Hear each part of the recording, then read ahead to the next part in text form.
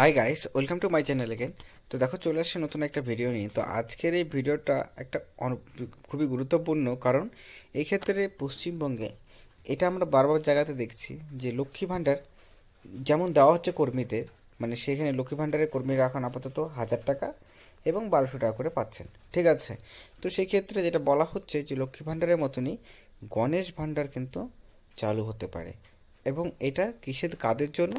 এটা কিন্তু সরাসরি পুরুষরা যারা রয়েছেন, পুরুষ যারা বেকার রয়েছেন, যারা তাদের জন্যই কিন্তু এই বেনিফিটটা চালু করতে পারে রাজ্য সরকার। এখন কোশ্চেনটি রইল, এটা আদৌ কি চালু করবে বা এটার কি কোনো রকম অফিসিয়ালি ঘোষণা করা হয়েছে কি না, এবং এটা যদি ভবিষ্যতে চালু করা হয় তাহলে পরে তোমাদের এখানে কারা কারা এটা বেনিফিটটা পাবে। কারণ সবচেয়ে গুরুত্বপূর্ণ এই বিষয়টি, এবং এটা কেন গুরুত্বপূর্ণ সেটাও আমি তোমাদের তুলে ধরার চেষ্টা করব। যে এটা মনে করো এমনি নয় যে তোমাদের গণেশ ভাণ্ডার দেওয়া হবে, এটা আদৌ সত্যি না, এটা ফেক নিউজ, এরকম কিন্তু নয়। টোটাল বিষয়টাকে আমরা ভিডিওতে আলোচনা করব যে এটা আদৌ তোমাদের চালু হওয়ার সম্ভাবনা কতটুকু রয়েছে, এবং চালু হলে কারা কারা এই বেনিফিটটা পাবেন।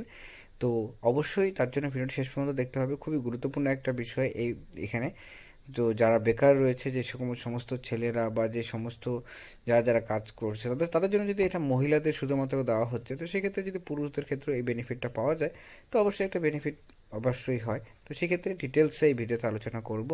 তো ভিডিওটি শেষ পর্যন্ত দেখবে এবং দেখার পর নিজস্ব মতামত অবশ্যই জানাবে। আর যদি ভিডিওটা ভালো লাগে লাইক করবে, চ্যানেল নতুন থাকে চ্যানেলটিকে সাবস্ক্রাইব করবে এরকম ভিডিওগুলো সর্বপ্রথম পাওয়ার জন্য। তো চলো সমালোচনা করে মেন বিষয়টা ভিডিওতে আলোচনা করা যাক। সো দেখো, প্রথমত যে বিষয়টা বলে দিচ্ছি, এই ক্ষেত্রে কিন্তু যে গণেশ ভাণ্ডারের কথাটা বিভিন্ন রকম সোশ্যাল মিডিয়াতে আমি এটা দেখছি যে গণেশ ভাণ্ডার চালু করা হবে।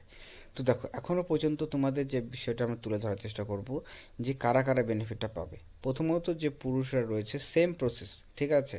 মানে লক্ষ্মী ভাণ্ডারের যেরকম নিয়মটা ছিল যে 18+, তোমাদের তোমাদের যে নিয়মটি ছিল যে 25 বছর হতে হবে, তো ঠিক তেমনই কিন্তু এখানেও সেম নিয়মই কিন্তু ফলো হবে। ঠিক আছে।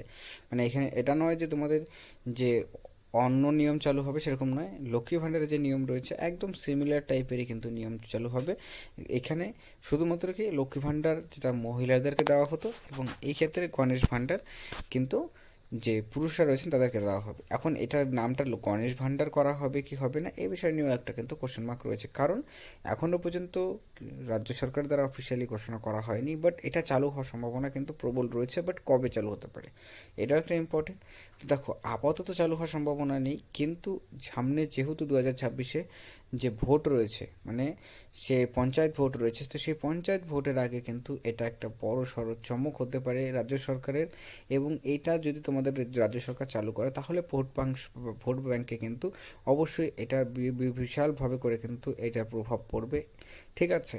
কারণ আমরা দেখেছি রিসেন্ট টাইমসে যে লক্ষ্মী ভাণ্ডারের প্রভাব কিন্তু অনেকটাই পড়েছে ভোটে। তো সেক্ষেত্রে গণেশ ভাণ্ডার যদি চালু করা হয় রাজ্য সরকারের দ্বারা, তো এটা কিন্তু একটা খুবই গুরুত্বপূর্ণ এবং খুবই একটা কিন্তু ভালো একটা স্টেপ হবে রাজ্য সরকারের। সেই ক্ষেত্রে কিন্তু অবশ্যই এটা একটা বেনিফিট হবে। যারা পুরুষ বেকাররা রয়েছেন তারা যদি কিছু টাকা হাতে পান তাহলে অবশ্যই এটা একটা বেনিফিট। কিন্তু এছাড়াও এই গণেশ ভাণ্ডার ছাড়াও কিন্তু একটা স্কিম রয়েছে যেটা যুবশ্রী বলা হয়। ঠিক আছে। তোমরা চাইলে সেটাতে কিন্তু অ্যাপ্লাই করতে পারো, এবং সেখানে কিন্তু 1,500 টাকা করে দেওয়া হয় রাজ্য সরকারের দ্বারা। ঠিক আছে। বেকার যারা রয়েছেন তাদেরকে 1,500 টাকা করে দেওয়া হয়। বাট এটা সকলের জন্য 25+, এবং সেম টাইপেরই নিয়ম থাকবে লক্ষ্মী ভাণ্ডার এবং গণেশ ভাণ্ডারের, কিন্তু শুধুমাত্র মহিলা এবং পুরুষের মধ্যে ডিফারেন্সটা আমরা দেখতে পারবো।